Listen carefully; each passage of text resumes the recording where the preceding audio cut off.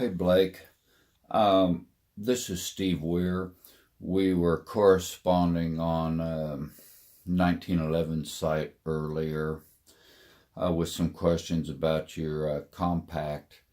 I apologize for the lighting and the clutter here. You're probably not going to be able to see real easily exactly what all I'm going to try to show you, but I thought I'd try to make a real quick little video and share this to you just for reference sake, and you can take from it what you can or what you will. This is an unused recoil spring. To be honest, I don't remember if I got it from Advanced Tactical or Wolf or Browning High Power Springs, because I've used springs from all those companies in my 1911s. But it's a new and unused spring, and it appears to be about the same measurement that you demonstrated on your picture that you included. I don't know if you can read the calipers there, but it measures approximately 4.7665. I found that generally the length will vary between suppliers. The coils seems to be more what's important. Generally, you'll find that they will have about 1, 2, 3, 4, 5, 6, 7, 8, 9, 10, 11, 12, 13, around 13 to 14 coils, and they may be various lengths. The Wolf springs are oftentimes a little bit shorter than that. As they get used, they will definitely compress, and you'll find after you take them out of your gun that they are significantly shorter most times. Anyway, I've already got one of my compacts disassembled. It's an older one. This is my everyday carry. It's got the big billboard down the side of it that most people don't like, but I personally happen to like quite a bit. I don't know if that'll come into focus. There's the frame on it. Anyway, it's a Rock Island compact, tactical. It's got the Novak type sights and the adjustable triggers, you can see. This happens to be a spare guide rod. It is not the one that I presently have in that pistol, but you can see this brand new spring is also quite tight on the guide rod. So, as I was telling you, if you will kind of screw it onto there, one direction will tend to work better than the other, but if you will screw it on there, it will usually go on there without too much problem. And then once I've got it to this point, I usually put a few drops of oil on there. I believe that these are designed to be tight by design, because it helps keep this spring from kinking, which was a problem in the early dual recoil spring Colt designs. From what I understand, I've never owned a Colt officer's model, but I understand that that has been a problem, and I believe that they generally fit tighter than on a government model or a 5-inch model. Anyway, that's how I go about installing it on the recoil spring guide. And from there, this is actually the assembly from out of this pistol. You'll see I've got the newer style that Advanced Tactical sells. Sometimes it's in stock, sometimes it's not.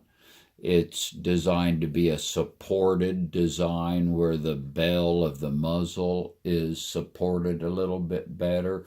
The good thing about this design, which I highly recommend, in addition to supporting the barrel and resulting in a little tighter lockup, is that it makes it almost foolproof when you install it back in the barrel and slide area. It makes it very hard for you to get these lugs on the end of the reverse plug installed wrong. If you clock that wrong, it will jam the pistol and do damage. But these supported styles make that almost impossible. So what I do is one of two things. I either use a vise, and you're probably not going to be able to see this very well, but you'll hopefully at least be able to get the idea. Or I call in the cavalry. Some people know her as my wife, and I will compress the spring and have her insert the paper clip. But if she's not available, this is what I do. I've got this set up, or I will have it set up to where it's just barely wide enough to hold the reverse plug, and yet lets the recoil spring guide slide through the vise. And then I can press down on it, remove the plug, and disassemble it. And then, as we discussed in the comments on the forum, you sometimes have to kind of fish this around in there to make sure that the end of the spring is properly seated in the front end of this. If it's not, it will poke through when you try to tension the guide rod into there. So once I've got that clocked properly and inserted and seated against the front of that properly, I'll put it back on the vise.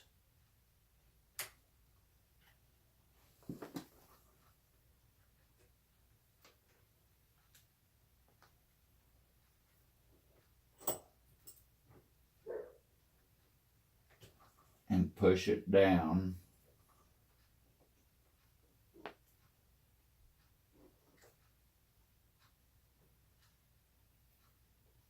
Capture it with the paper clip,